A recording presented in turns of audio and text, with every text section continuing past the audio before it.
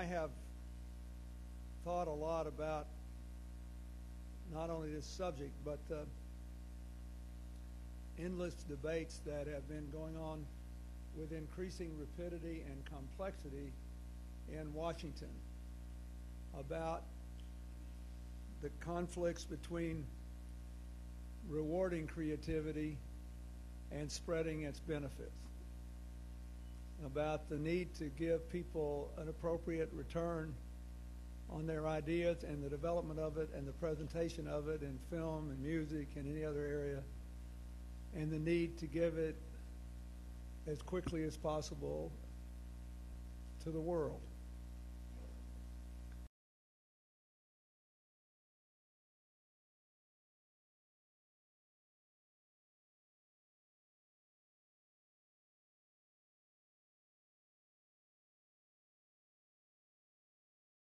We know that what has been a big spur to Americans' creativity is, of course, the creativity from all of our people that comes up from our streets and comes out of our universities and film areas, but it's really immigration that has fueled this, and the ability to attract great and creative people in all forms of endeavor, from arts and culture, science and technology, and making sure that we don't just think of creativity as something that comes out from on high. I think really one of the amazing things is how America has been able to mobilize street-level creativity.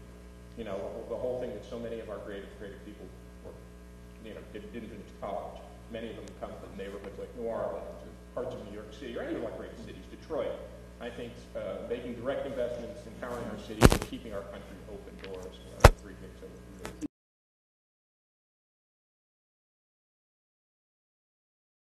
And I think Canada has done a really good job at encouraging this recently, Australia and New Zealand, but there are not a lot of countries around the world that have really been open to encouraging people, and not just so-called high-skill immigrants, but people like my grandparents who came from Italy. All of the people who come here to kind of find a dream, and that spurs creativity.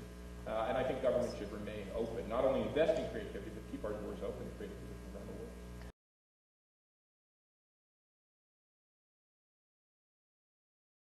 What I really like, and why I like having to be able to dialogue with somebody like Ted, is when you look at creative people from these domains. My own estimate is that there are 40 million people who use their creativity on the job. They generate $2 trillion in economic wealth through wages and salaries. They power growth of our economy from arts and culture, science and technology. But this idea about creating a new American dream around building your own company, whether that's Microsoft or Apple, but whether that's LeBron James or Dwayne Wade, and you go on and on, or Carmelo Anthony or other athletes, Jay-Z.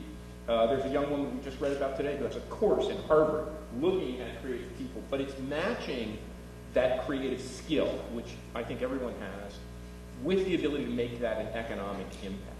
And if you look at great creatives, they're often paired with someone who helps them turn that creativity into a business. And I think mechanisms to help us do that, to add management skill and business skill right in our schools, to train young people that it's not just enough to have a great creative talent. You have to find an economic, entrepreneurial way to challenge that, and that means a team. I think those are the things we can do to boost it.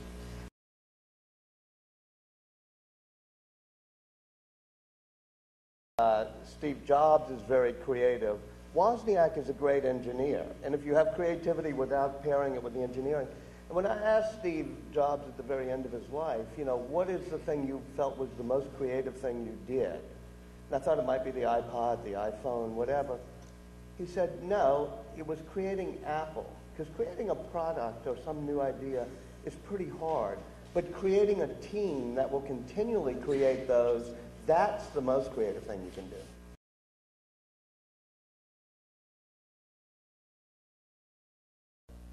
How would you define creativity? I think creativity is, the catapult, the idea. All of a sudden the light bulb goes off, and you create the idea, and then creativity becomes, in my industry, teamwork. Because everybody in my industry brings something to the equation. It's not like painting, and it's not like writing a novel. When you make a movie, your production designer has to be creative. Your costume designer has to be creative. I'll give you an example. I made Shakespeare in Love. We talked about that and won the Oscar. Sandy Powell also won the Academy Award as the costume designer. And I had one instruction to her. I said, for God's sakes, do not put Shakespeare in tights. And don't put any of these other guys in tights. So she developed a pantsuit You know, and if you watch the movie, it's very masculine, you know, and everybody wears it. So based on that, you know, note of direction, her creativity was designing something that wasn't the way they dressed, but wasn't the way they didn't dress. So she absolutely captured the time so much so that she won the Oscar. So that was her creativity. And then the cameraman is his creativity, and then the music, and the director, and the actors. And, you know, so when you make a movie, it's, you know, the light bulb starts with the writer. I mean, with the script, or somebody has an idea, and then we go to a writer. But everybody brings their creativity to the process, and it's the director, you know, and the producer, you know what I mean, who monitor, you know, that process. So